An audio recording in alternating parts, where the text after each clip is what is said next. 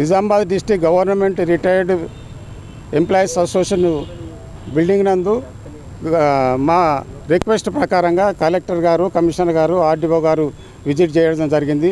మాకు ఇక్కడ నిజామాబాద్లో 12,000 మంది పెన్షనర్ సభ్యత్వం ఉంది. మాకున్న చిన్న బిల్డింగ్ సరిపోవడం లేదని we have requested to the collector to పక్కకున్న ఒక 300 స్క్వేర్ యార్డ్స్ ఇవ్వమని కోరడం జరిగింది. దాని గురించి కలెక్టర్ గారు, కమిషనర్ గారు, ఆర్డీఓ గారు ఈరోజు ఇన్స్పెక్షన్కి రావడం జరిగింది. చాలా లోపల కూడా బిల్డింగ్ మొత్తము సరౌండింగ్ దీని లొకేషన్ అంతా కూడా కలెక్టర్ గారికి ఎక్స్ప్లెయిన్ చేయడం జరిగింది.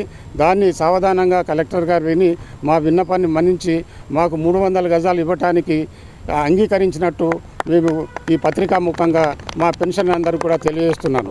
ఇక మొదలు మనం చేసే కన్స్ట్రక్షన్ కూడా దానికి సరిపోయే నిధులకు కూడా కలెక్టర్ గారిని రిక్వెస్ట్ చేయడం జరిగింది. ఎమ్మెల్యే గారు నిధులు ఇస్తామన్నారు, మినిస్టర్ గారు నిధులు ఇస్తామన్నారు.